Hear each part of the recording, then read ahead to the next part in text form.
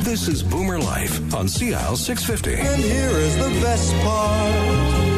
You have a head start if you are among the very young at heart. This is BoomerLife on Sept19th2016. I'm Joanne Sutton, and today's show is an hour spent with friends and experts from the Alzheimer's Society of British Columbia and members of your community as well. Maria Howard is here, CEO of the Alzheimer's Society, and we'd also like to welcome Alec Burden to the studio. Alec, thank you for joining us today. Good day to you. Now, Alec is no stranger to the media. He has a long list of broadcast credits, of one which was a member of the Global TV crew as a travel expert. Do you remember Alec's best bets? Hands up. I do. Anybody else? Mm-hmm. Yeah, we do. Alec, when did you retire, or have you? No, I haven't retired. I don't know how to retire, because I stopped doing one thing and it automatically blends into something else that I feel like I should be doing. And then I start doing that. And that's the way it's been going for the last umpteen years, and it fits me very well. Excellent. Well, we're really happy that you've joined us in the studio today. You are a bit of a local legend in broadcasting, but we understand that you are also living with dementia. Did you want to talk a little bit about that experience? When did you first realize something was changing for you? Well, yes, I did, and it's rather funny, actually. I'm an actor, and that's what if I have to use a title, that's the title I use, an actor, a performer, whatever. And I was doing 3-act plays in town. I can learn 88 pages of script, and then I found out that I couldn't recall them as fast as I needed to. And you can't have a gap of a minute before you answer somebody on stage or in film or whatever. So I went to my doctor and I said, what can I do about my memory? It's sort of clogging up and it's not working properly. Oh, he said, there's a guy in New Westminster that works on memory. So I went out there and I saw Dr. Drummond. And I only remember his name because I'm awful at names. I remembered Bulldog, and I always remembered Drummond because of that. So I saw him, and I saw him for several weeks. And I'd count coins in a bowl, a dish, or pick items up, and then he'd say what was in the dish and what was in, and so on and so forth. And then I went there one day, and he said, "Well, I'm going to tell you now what you want to hear." And I said, "What's that?" He said, "You don't have Alzheimer's." I said, "I never knew I had Alzheimer's. I didn't come here because I thought I had Alzheimer's. Nobody told me." He said, "Nobody told you why you came here?" I said, "No, I had no idea. I've just been doing these tests." He said, "But you haven't got Alzheimer's, so that's good news." I said, "Okay." But he said, "You have MCI, which is the polite word for mild cognitive impairment. It's a stage where you can't always remember immediately what you want to remember, and you have to work like the Dickens. You have to work hard to get there. So no longer then could I work as an actor. You couldn't remember the lines. Well, I could remember them. I couldn't recall them. See, I would plant them in there, and they were there, but it took time to pull them out. Yeah, a beat or two to get them out, and that's no good. So that was kind of strange because I've been an actor since I was about 7.5, and I'm 80-something now. So I found it very difficult to suddenly switch horses and be something else. So I didn't do that.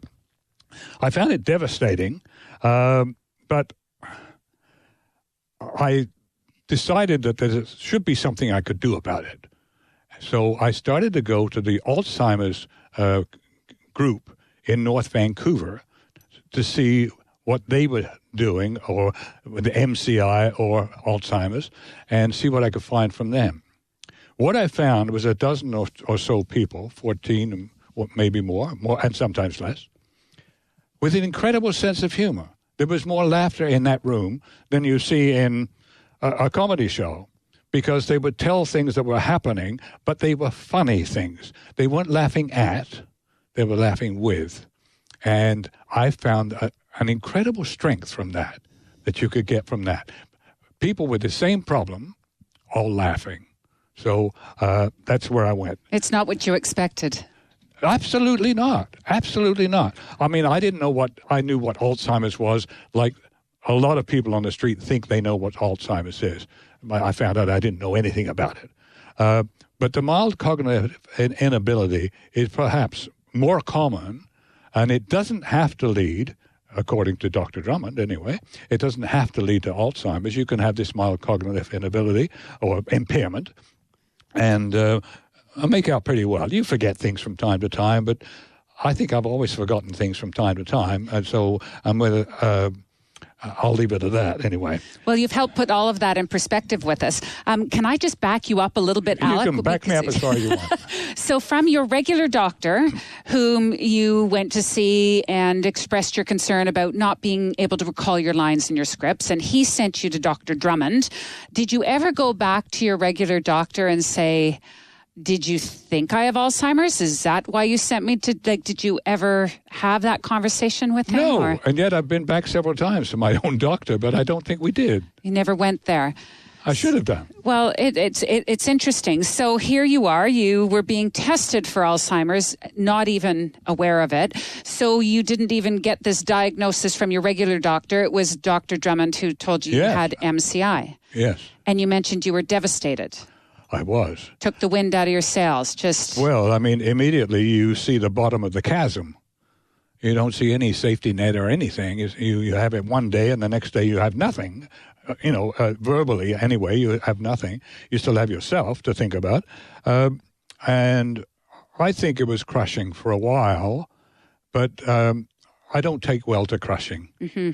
And I decided that I'd need to get out there and fight it or do something about it, or whatever that was going to be. So I found out that I couldn't act, I couldn't do theater, I couldn't do movies, but I could do radio. So right now, myself and another gentleman, we're starting to reinvent the radio whodunits. 15 minutes a day, 5 days a week, and it will be one of those bum, bum, bum, bum, bum, bum, bum, bum, bum, bum, bum, and 10 minutes of script and out the door with a cliffhanger, which you pick up tomorrow as you catch him in a net as he falls off the cliff. So we're doing that. So that keeps the mind going, and it keeps my acting ability going. And the other thing that I do is, much to the chagrin or annoyance of some of my good buddies and actors, I now go to work as an extra because I like the community. So although I don't have a part, although I don't have a costume or whatever it is, I go on set with everybody else, and I'm one of the crowd in the back, and I don't wave at the camera. You're still part of the acting family. So I'm still with the people. They're my people. And that's the people I've been with since I was 7 years old, and that's where I want to be. Well, one of the questions I had for you was, when you received this diagnosis, did you have to experience this alone? We don't know a lot about your personal life. Do you have a partner? Did you have a family to support you, a community? It sounds like the acting family is definitely a community, but did you ever feel isolated and alone? No, I didn't. I was quite upfront with my friends, and I told them basically the same story, but it's a happy story. It's a happy story in the sense that you can laugh at it, even though it's tragic. I mean, I'm not happy that I don't have the recall that I would normally have. I'd be back on stage and I'd be very happy. But I haven't got that now. But there's no point crying about it. You just have to move on. I mean, I'm not dead. I've got a few years left, and I want to make the most of them. So other than the acting community, what other support did you find? You did mention earlier that you reached out to the Alzheimer's Society. Well, I reached out to them, and I mean, as a young Australian lady who lives on the North Shore, or at least works on the North Shore, named Bronwyn, and when I first went to see her, I mean, what I told you at the beginning, I found this a diverse group of people, all shapes and sizes and various sexes, only the two of them. And we just laugh. We talk about the seriousness of it, but we laugh at the things we do because of it. And it's an hour of, not exactly fun and frolic, but it's not depressing at all. It's very uplifting to know that you're with other people that have got the same thing, and you would not know that they had Alzheimer's unless they told you. So a unique form of therapy. Yes, yes. Can you give us an example of some of the things that you might do that you might find a reason to laugh at?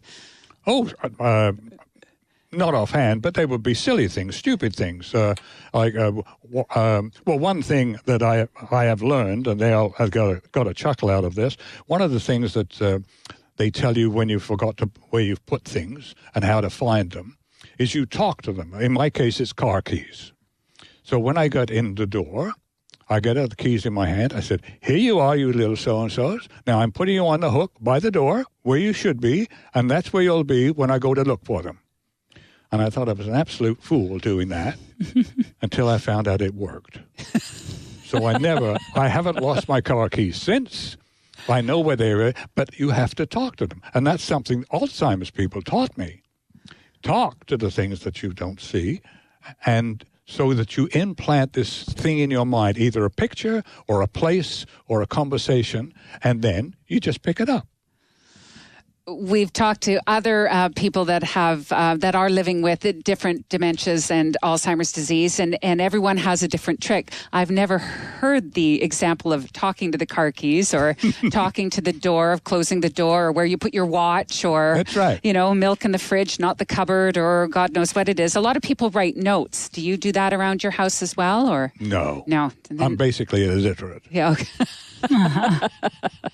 You're the broadcaster. It's the verbal. You have to get the lines out. I read, yes.